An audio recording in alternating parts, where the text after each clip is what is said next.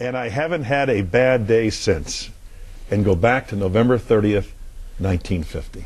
Tell us where you were and what happened and the promise, the pledge you made to the Almighty. We got to Korea. We were the first United States forces there to repel the North Koreans after they had, in June of 1950, forced the North Koreans all the way down to the end of the peninsula. We went up, and with MacArthur landing, we pushed the North Korean to the border of North Korea and China. And then one of the cruelest things happened, and that is our intelligence, for what it was, did not tell us that our complete 8th Army was surrounded by the People's Volunteer Army. They actually crossed the river and surrounded us. My outfit had close to 90% casualties.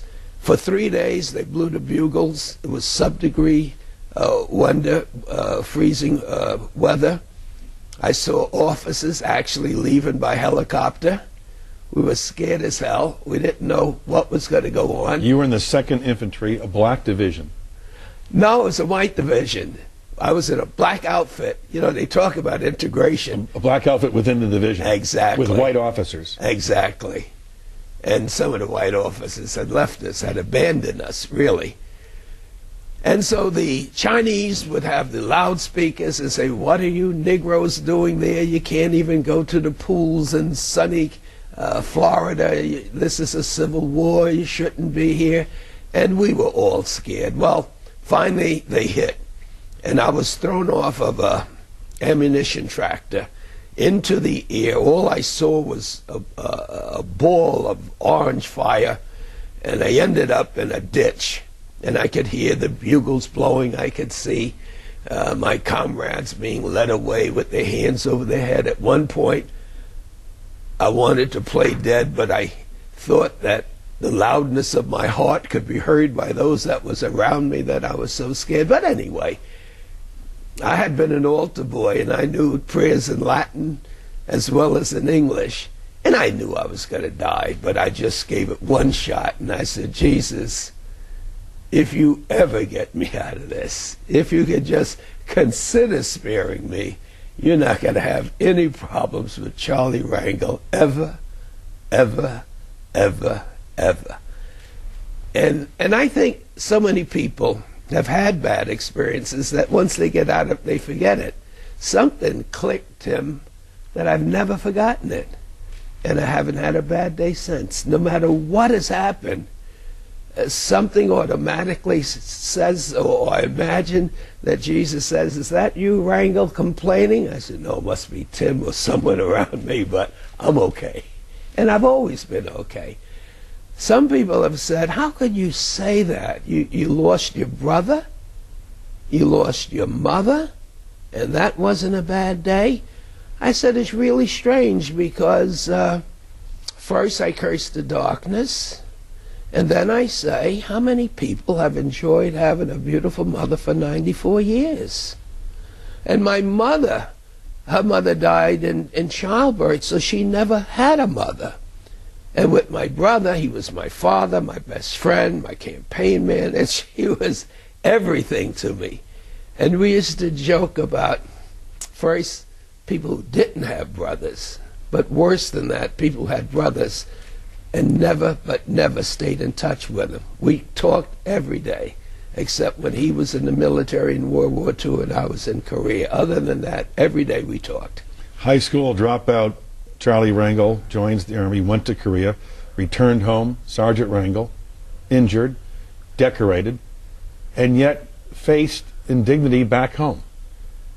How does a black American in the 50s who goes and fights a war and comes home and doesn't have the full civil rights that our country stands for, how do you deal with that? With great difficulty, because the Army pumps you up. Those sergeant stripes, those medals, the self-esteem you have for yourself. And when you get out here, they didn't miss you. They didn't know where you were. They didn't know where Korea was. And I had so much ego that I was giving general education development tests, high school tests to people. I forgot completely that I had not graduated from high school. But when I got out, I learned fast.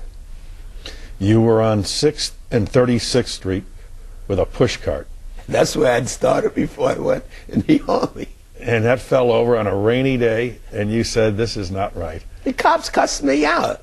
Staff Sergeant Rangel was being cussed out. I just marched to the VA and said, you got to do better than this.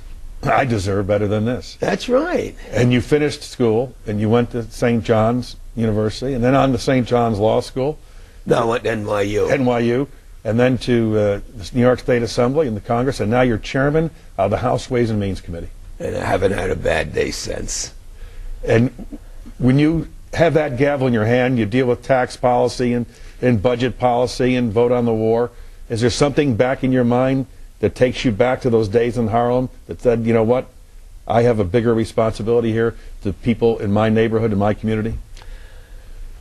No, but the people in the community feel such a sense of pride, and they wondered how I would be accepted, since all my life now has been civil rights and education and health care. But I am convinced now that what had been bad before is even worse now, and it's a threat to our national security. So there's no issue that comes before me that I don't see the strength of our country being the most important thing. If it's taxes, we've got to have an equitable tax system where everyone believes that it's fair. If it's trade, the traders and the multinationals have to recognize that jobs in the United States are just as important to profits for their shareholders. If it's Social Security, you can go to sleep at night knowing it's not going to be wiped out. And if it's Medicare, what could be more important than saying our old folks are entitled to decent health care? So it's community, but to me, these issues have now become national issues, including affordable housing. But the war is sapping the strength and confidence away from government. And this, is, to me, is my reason for being. Charles Rangel, we thank you very much for joining us again. The book, I Haven't Had a Bad Day Since. Thank you. Thank you, Tim. And we'll be right back.